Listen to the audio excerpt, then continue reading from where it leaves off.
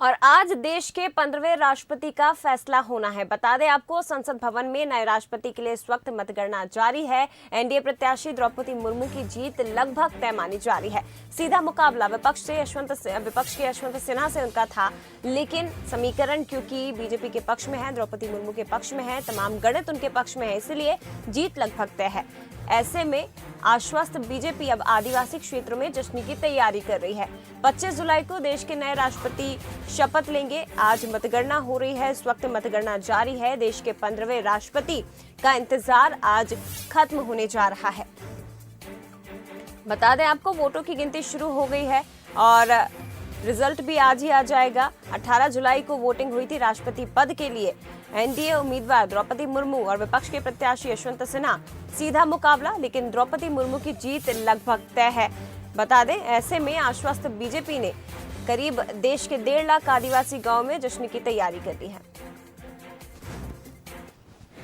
ऐतिहासिक जीत होगा, ये ऐतिहासिक पल है। आजादी के बाद पहली बार कोई हमारी जनजाति की बहन राष्ट्रपति के पद पर जा रही है और मैं मानता हूं कि जैसा विपक्ष के उम्मीदवार ने कहा था अंतरात्मा की आवाज पर वोट करने का यशवंत सिन्हा जी ने, तो आज अंतरात्मा की आवाज पर काफी वोट निकलेंगे।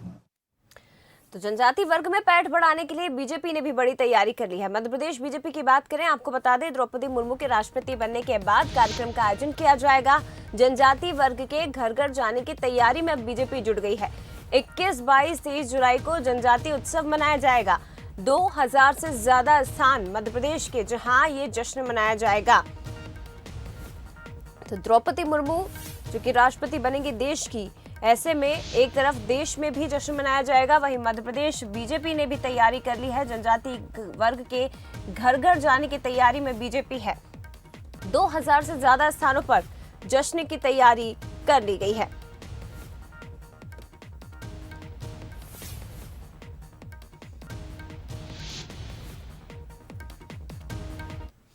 चलिए, और भी ज्यादा बातचीत के लिए सीधे एग्जीक्यूटिव एडिटर मनोज सैनी जी का रुख करते लाइव हमारे साथ जुड़े हुए हैं।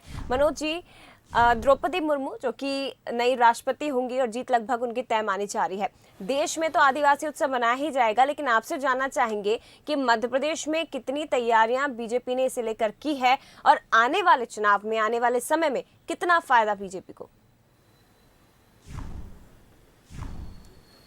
देखिए जया, द्रौपदी मुर्मू राष्ट्रपति बनने जा रही, जैसा भारतीय जनता पार्टी का कहना है। हालांकि परिणाम शाम तक आ पाएंगे, गणना शुरू हो गई है और गणना के उपरांत जो मतगणना के उपरांत जो परिणाम आएंगे तो उसमें फौरी तौर पर दिखाई देता है कि द्रौपदी मुर्मू राष्ट्रपति बनने जा रही है और भारतीय जनता पार्टी ने उसकी तैयारी भी की।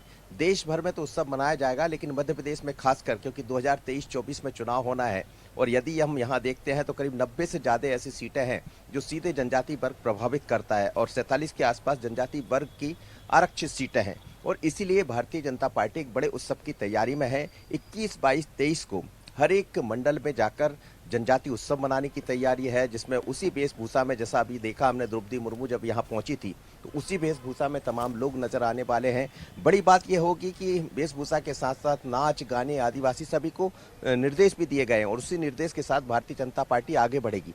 मकसद वही है कि कैसे 2023 से पहले घर घर पहुंचा जाए और पहली बार है कि कोई जनजाति वर्ग की महिला राष्ट्रपति बनने जा रही है, तो भारतीय जनता पार्टी इसको पूरी तरह बढ़ाना चाहती है और इसीलिए निर्देश भी दिए गए। देर रात को एक बैठक हुई, बैठक में साफ कर दिया गया कि एक एक घर में जाना है और जनजाति वर्ग को, यही नहीं बल्कि कई जगह ऐसे भी हैं जिसमें सबनानी जी मेरे साथ जुड़ रहे हैं, भगवान दास सबनानी। उनसे भगवान दास जी, हम देख रहे हैं जनजाति वर्ग की राष्ट्रपति बनने जा रही है जैसा आप कह रहे हैं और अब ये भी कहा गया है कि 21, 22, 23 को आप लोग जनजाति उत्सव मनाने जा रहे हैं, तो ये किस तरह का उत्सव होगा? क्या 2023 से पहले जनजाति वर्ग तक पहुंचने की तैयारी है? देखिए, ये अत्यंत गौरव की बात है कि आज़ादी के 75 साल बीत गए और तब जाकर के पहली बार जनजाति वर्ग की किसी बहन को देश का सबसे बड़ा सम्मान राष्ट्रपति पद मिला है। और आज राष्ट्रपति बनने के बाद न केवल जनजाति वर्ग, न केवल एससी वर्ग, हम सबके लिए प्रसन्नता की बात है। इसलिए भारतीय जनता पार्टी का प्रत्येक कार्यकर्ता आज मंडल स्तर पर मिठाई बांटेगा, आतिशबाजी करेगा, ताकि इस खुशी में, इस निर्णय पर हम सब सम्मिलित हैं और उनको बधाइयां देते हैं। ये 3 दिन चलने वाला कार्यक्रम 21, 22, 23 इसके बाद जब वो शपथ लेने वाली हैं, 24 तारीख को शायद पदभार ग्रहण करेंगे, इसके बाद हमारा ये कार्यक्रम भी होगा 24 या 25 को, जब से इसके बाद बाकी सब होगा, सब जगह किस तरह का उत्सव होगा? जाएंगे। पंचायत स्तर पर उत्सव होगा, वहाँ जाकर के लोगों से मिलेंगे, नए राष्ट्रपति का परिचय जन जन तक करवाएंगे।